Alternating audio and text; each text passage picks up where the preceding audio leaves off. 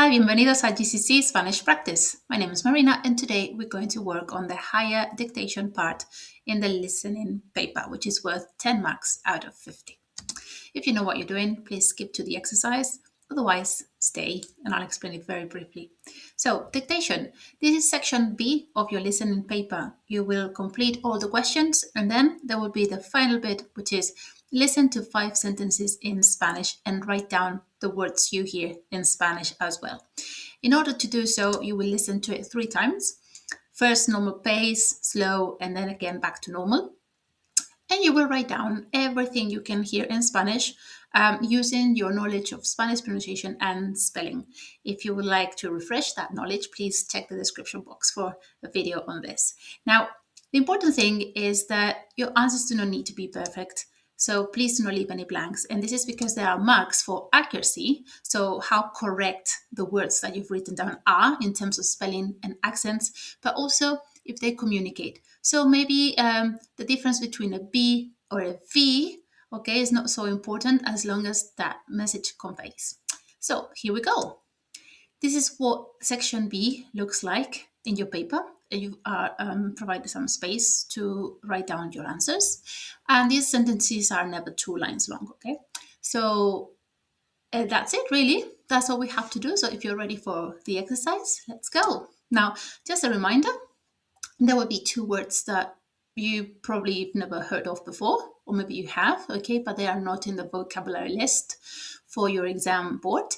And then these are the only letters in Spanish that can be double, and this does not exist, okay? Bueno, sentence number 1. Cuando puedo, ahorro agua y energía. Cuando puedo, ahorro agua y energía.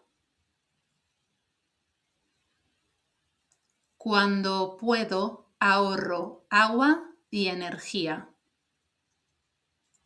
Okay, so what is this sentence?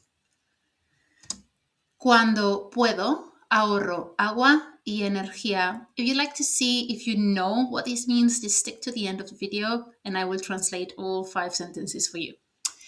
Sentence number 2. Se debe hacer un esfuerzo para reducir el humo. Se debe hacer un esfuerzo para reducir el humo. Se debe hacer un esfuerzo para reducir el humo. Okay. So, this is what I said.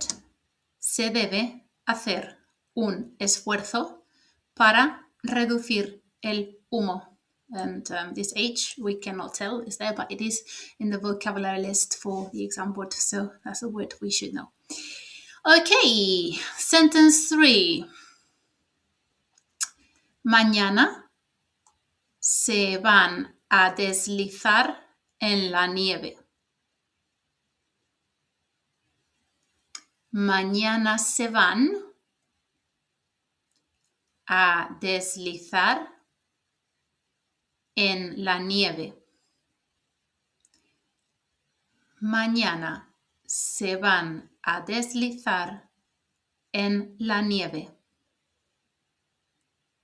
Bueno, this one's a tricky one because of an unexpected word. Mañana se van a deslizar en la nieve. Okay, so stick around and later we'll discuss what this means, okay?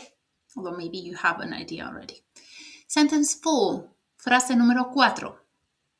Durante el verano, los gemelos juegan juntos. Durante el verano, los gemelos juegan juntos. Durante el verano, los gemelos juegan juntos.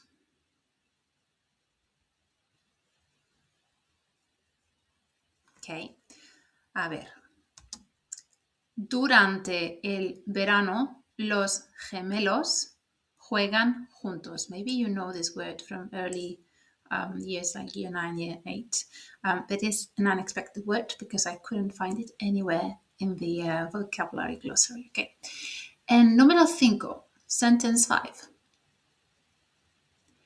En mayo me gusta pasar mucho tiempo al aire libre.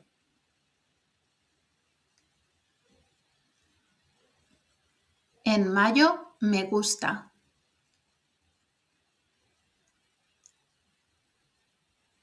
pasar mucho tiempo al aire libre.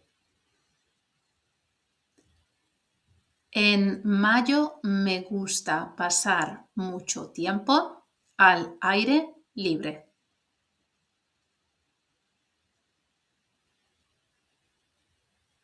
Ok, vamos a ver, vamos. En mayo me gusta pasar mucho tiempo al aire libre. Again, this is a month of the year we should know, but maybe a double L would be accepted because it would be the same sound. Okay, right. So hopefully this helps and this didn't go too bad. Okay.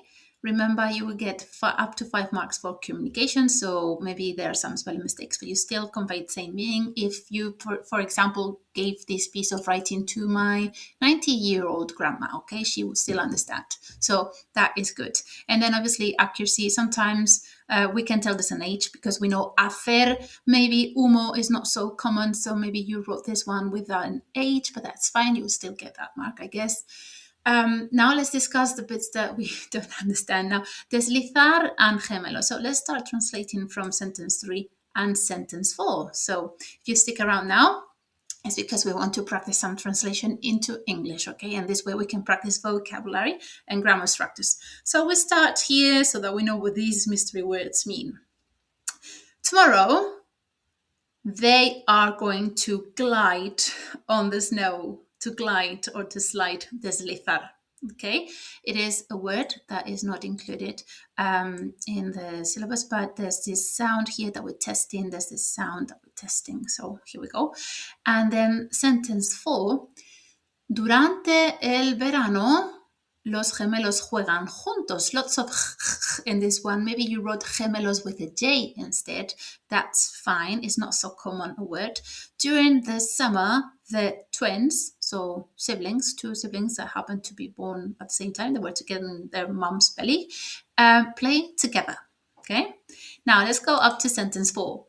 Cuando puedo, ahorro agua y energía. This is one of those sentences we need to learn for the topic of the environment. When I can, I save water and energy. Ahorro.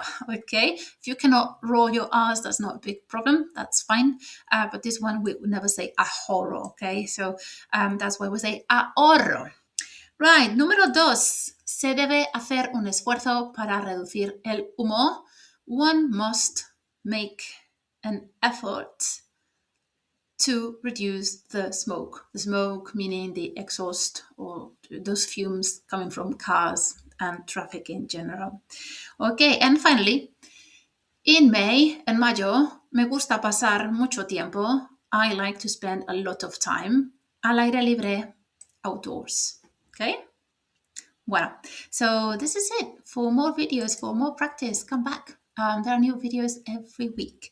If you can, please, it would be super great if you liked my video, you shared, and you subscribed to my channel. Adiós, gracias.